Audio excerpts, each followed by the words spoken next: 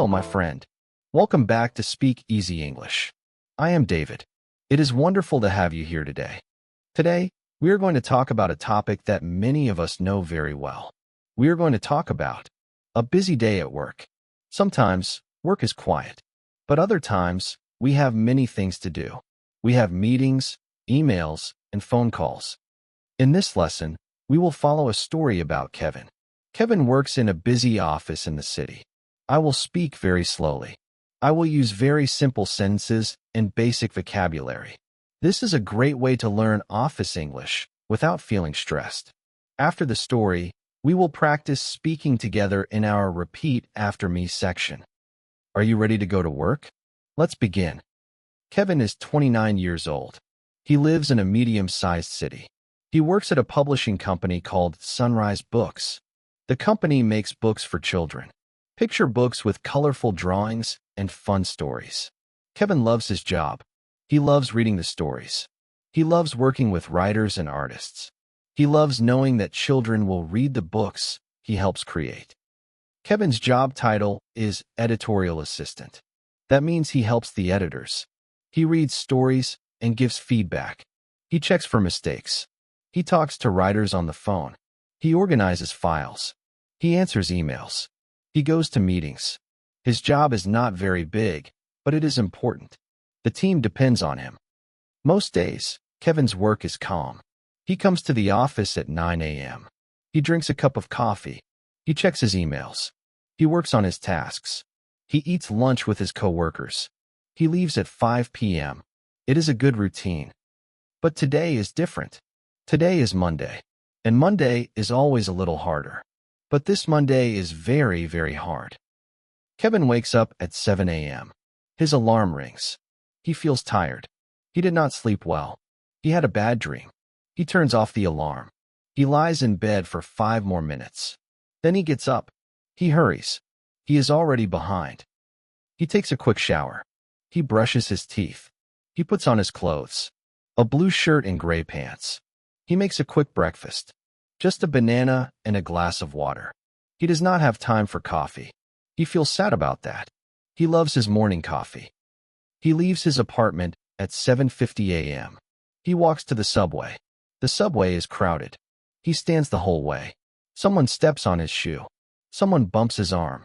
He feels grumpy, but he says nothing. He arrives at the office at 8:55 a.m. He is 5 minutes early. Good. He sits at his desk. His desk is small but organized. He has a computer, a phone, a notebook, and a photo of his dog. His dog's name is Benny. Benny is a brown Labrador. Looking at Benny's picture makes Kevin smile. The computer is ready. Kevin opens his email. His heart sinks. There are 47 new emails. 47. From Friday afternoon to Monday morning. Many of them are from writers. Many are from his boss. Many are from other teams. Kevin feels overwhelmed. He takes a deep breath. He says to himself, one email at a time. One email at a time. He starts reading. The first email is from a writer named Sarah. Sarah wrote a story about a rabbit who learns to share. Kevin read the story last week. He liked it. But Sarah has questions. She wants to change the ending. She wants the rabbit to share his carrots with a mouse. Kevin thinks, that is a good change. He replies, Dear Sarah, I like your idea. Please send me the new version. Thank you. The second email is from his boss, Mr. Thompson. Mr. Thompson is a tall man with glasses. He is kind, but very busy. He writes, Kevin, please prepare the report for the meeting at 10 a.m. We need the sales numbers from last month. Kevin looks at the clock. It is 9:10 a.m. The meeting is in 50 minutes. He has to prepare a whole report. He feels panic, but he breathes. He opens the sales file. He starts working. While he is working on the report, the phone rings. Kevin answers. It is a writer named David. David sounds upset. He says, Kevin, my book cover is wrong. The color is too dark. The animals look scary. Children will be afraid. Kevin says, I am sorry, David. Let me talk to the design team. I will call you back. He writes a note. He will call David later. Kevin goes back to the report. He types numbers into a spreadsheet. He makes a chart. He writes a summary. He checks for mistakes. He finishes at 9:55 a.m., 5 minutes before the meeting. He prints the report. He runs to the meeting room. The meeting room is on the third floor. Kevin takes the stairs. He is out of breath when he arrives. He opens the door. Everyone is already there. Mr. Thompson, the marketing team, the design team. They all look at Kevin. Kevin says, "Sorry I am late. Here is the report." He gives the report to Mr. Thompson. Mr. Thompson nods. "Thank you, Kevin. Please sit down." The meeting lasts 1 hour. They talk about sales. They talk about new books. They talk about problems. Kevin takes notes. His hand hurts from writing. His head hurts from thinking. He drinks a glass of water. It helps a little. When the meeting ends, it is 11 a.m. Kevin goes back to his desk. He has more emails now. 15 new ones. He sighs. He reads them quickly. Some he can answer fast. Some will take time. He marks the important ones. At 11:30 a.m., the phone rings again. It is the design team about David's book cover. The designer says, "Kevin, we can make the cover lighter, but it will take 2 days." Kevin says, "Okay, please do it. I will tell David." He calls David. He tells him the good news. David is happy. Kevin feels a little better. He helped someone. At 12 p.m., Kevin is hungry. He did not eat a real breakfast. He wants lunch, but he has so much work. He decides to eat at his desk. He takes a sandwich from his bag. He eats while typing. It is not a relaxing lunch, but it is food. At 1 p.m., Kevin has a video call with a writer from another country. The writer's name is Maria. She lives in Spain. She writes stories about dragons. Kevin likes her stories very much. They talk for 30 minutes. Maria has questions about her contract. Kevin answers them. Maria says, "Thank you, Kevin. You are very helpful." Kevin smiles. The call goes well. At 1:30 p.m., Kevin's computer freezes. The screen stops moving. Nothing works. He clicks the mouse. Nothing. He presses buttons on the keyboard. Nothing. He feels his heart beat faster. He has so much work to do. He cannot lose everything. He takes a deep breath. He calls the IT department. The IT person is a woman named Lisa. She says, "I will come to your desk in 10 minutes." Kevin waits. He cannot work. He sits and looks at the frozen screen. He feels frustrated. He thinks about all the emails he cannot answer, all the reports he cannot finish. 10 minutes feels like an hour. Lisa comes. She looks at Kevin's computer. She presses some buttons. She restarts it. The computer turns off. Then it turns on again. Slowly, the screen lights up. Everything is there. Nothing is lost. Kevin feels relief. He says, "Thank you, Lisa. You saved my life." Lisa laughs. "That is my job," she says. It is now 2 p.m. Kevin has 4 hours left until 6 p.m. He works as fast as he can. He answers emails. He edits a story about a bear who loses his hat. He calls 2 writers. He sends 3 files to the design team. He updates the spreadsheet. At 4 p.m., Mr. Thompson comes to Kevin's desk. He says, "Kevin, I need you to stay late tonight. We have a deadline tomorrow. We need to finish the spring catalog." Kevin's heart sinks. He is already tired. He wanted to go home at 5 p.m. He wanted to walk his dog. He wanted to watch TV. But he says, "Okay, Mr. Thompson, I can stay." Kevin calls his neighbor. His neighbor walks his dog when Kevin is late. He thanks the neighbor. He drinks another glass of water. He keeps working. At 6 p.m., most people leave the office. Kevin is still there. The office is quiet now. No phones ringing. No people talking. Just Kevin and his computer. He works on the spring catalog. He checks the prices. He checks the book descriptions.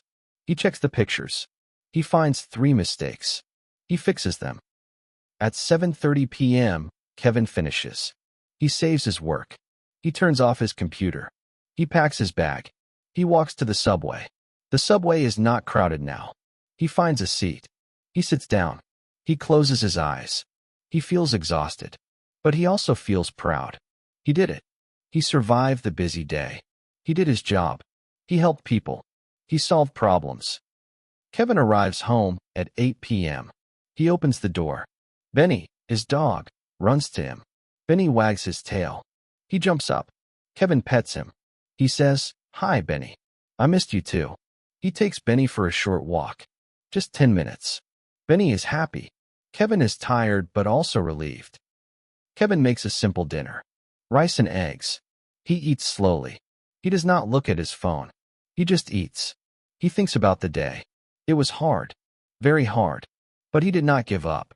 He kept going. He asked for help when he needed it. He stayed calm. He finished his work. Kevin learned something important that day. Busy days are hard. But they are also opportunities. Opportunities to be strong. Opportunities to be helpful. Opportunities to grow. Not every day is easy. But every day, you can do your best. And your best is enough. Kevin goes to bed at 10 p.m. He brushes his teeth. He puts on his pajamas.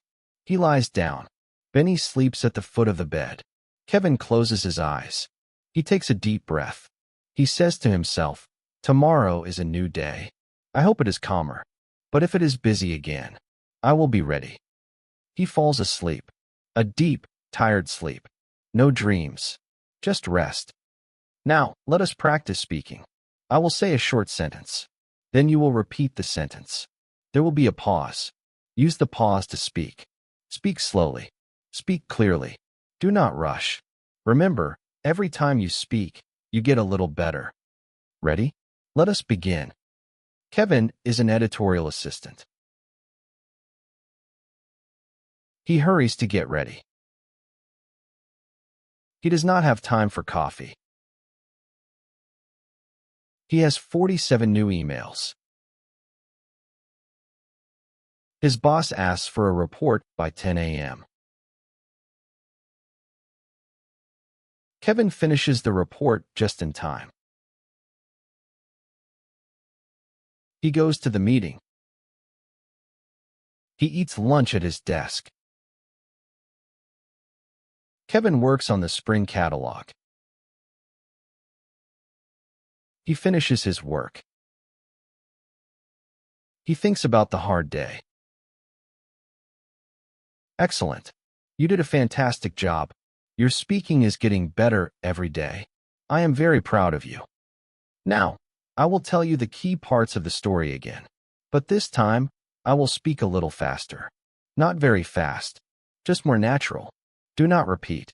Just listen. Listen to how the words connect. Listen to the rhythm. This will help your ear understand real English. Here we go. Kevin is 29 years old and works at a publishing company. Most days are calm, but today is very busy. Kevin wakes up tired and hurries to work. He has 47 new emails. His boss asks for a report by 10 a.m. A writer calls, upset about a book cover. Kevin finishes the report just in time for the meeting. After the meeting, he has more emails. He eats lunch at his desk. At 1:30 p.m., his computer freezes. IT helps him fix it. At 4 p.m., his boss asks him to stay late to finish the spring catalog. Kevin works until 7:30 p.m. He takes the subway home, walks his dog, and makes a simple dinner. He feels tired but proud. He learns that busy days are hard, but they help us grow. He goes to bed at 10 p.m., ready for tomorrow.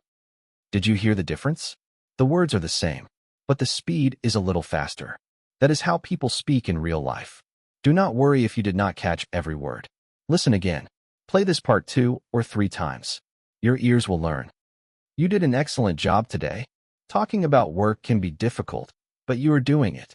Every word you learn helps you become more confident in your job and your life. Thank you for practicing with me, David, here on Speak Easy English. If you found this lesson helpful, please like the video. It helps me a lot. Share this with a friend who also wants to learn English for work.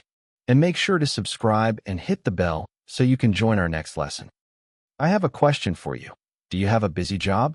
What is one thing you do every day at work? Tell me in the comments below. I love to see your practice.